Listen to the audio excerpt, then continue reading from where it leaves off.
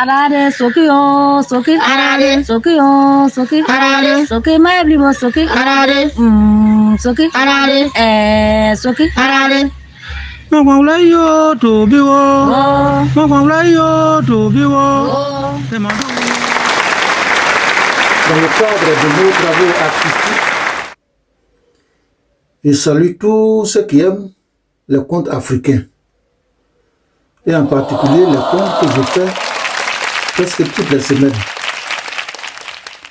Alors aujourd'hui, nous serons plongés dans le monde des animaux avec un conte. Le titre, c'est Le singe et la tortue. Le singe et la tortue vivaient dans le même environnement. Et un jour, la tortue a dit, tiens, mon ami singe, demain tu viens manger avec moi. Le singe était vraiment, il a accueilli cette information avec beaucoup de joie. Et le jour suivant,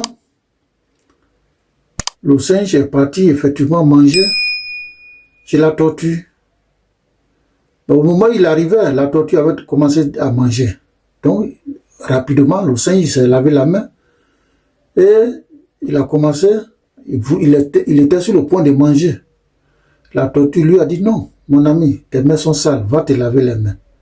Le singe est reparti, il est revenu. La tortue lui dit toujours, non, tes mains sont toujours sales.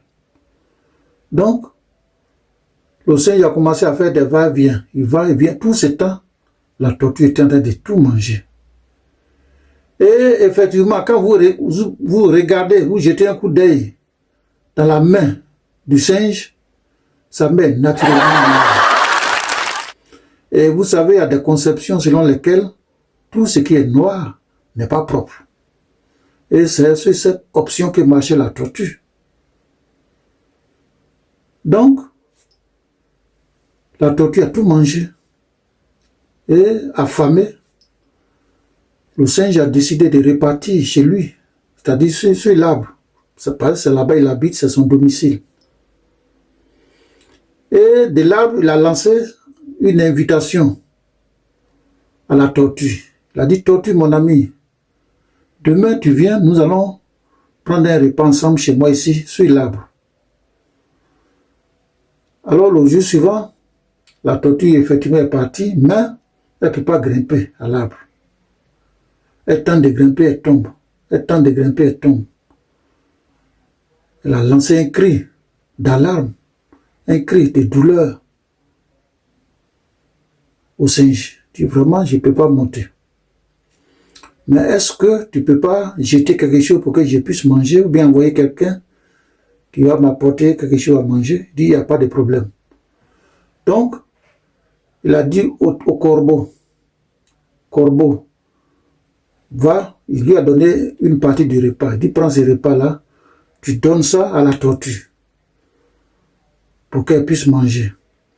Et quand le corbeau partait, la tortue était couchée sur le dos. Parce qu'elle était tombée sur le dos. Elle ne pouvait pas se relever, elle ne pouvait pas se redresser. Elle ne pouvait pas revenir sur sa position initiale. C'est-à-dire être couché sur le ventre. C'était très difficile. Le corbeau aussi n'a que des ailes. Le corbeau n'a pas de mains pour redresser la tortue, pour la remettre, pour la replacer dans sa position normale qui est se coucher sur le ventre. C'était très difficile. Donc, le corbeau est reparti donner cette information au singe. Il lui a dit, ah, vraiment, ton ami, vraiment, il est couché sur le dos. C'est très difficile pour lui de manger. Vraiment, je ne sais pas, j'ai tenté, mais je ne peux pas. Donc, c'est très difficile. Alors, au village, une réunion a été tenue entre tous les animaux. C'est le chef du village qui a présidé cette réunion. Et on cherchait quelqu'un pour aller redresser la tortue. Quelqu'un pour remettre la tortue dans sa position normale, c'est-à-dire la faire coucher sur le ventre, Comme ça, elle peut réussir à se déplacer, elle peut réussir à manger. C'était l'objet même de cette réunion. Et presque tous les animaux sont intervenus. D'abord, le chien a été le premier à intervenir. Il a dit, moi, je ne peux pas aller secourir la tortue, parce que la tortue est très méchante. Elle est très méchante. Elle n'a jamais accepté de manger avec quelqu'un. Elle n'a jamais accepté de partager son repas avec quelqu'un. Et même moi, le chien, je peux croquer tous les os. Tous les os des animaux, je peux croquer ça. Mais je ne peux jamais croquer les os de la tortue. Le jour où je croque un os de la tortue, mes dents vont s'arracher. Et c'est un secret culturel que je vous donne. Tous les animaux, même l'éléphant, la panthère, le lion, le chien peut croquer les os. Mais le chien ne peut jamais croquer les os d'une tortue. Vous pouvez vous renseigner auprès des grands chasseurs, ils vont vous donner ces secrets-là. Et pour le chien, c'est parce que la tortue est très méchante. Et en deuxième position, la chèvre est intervenue. La chèvre a dit, ah, mais la tortue est très méchante. Parce qu'on peut, nous les animaux, parfois on se rend visite. On va dans la case de tel ou tel ami pour lui rendre visite. Mais on ne peut jamais se rendre dans la case de la tortue. Parce que la tortue, c'est sa carapace qui est en même temps sa case. Qui est en même temps tout pour elle. Et quand elle veut se déplacer, elle se déplace avec sa case qui est sa carapace. Tout ce qu'elle a, elle se déplace avec. Pour ne pas qu'on vienne lui rendre visite. Puisqu'elle n'a pas de case, tu ne peux pas entrer dans sa carapace là-bas pour lui rendre visite. Donc c'est un point pour dire que la tortue est méchante.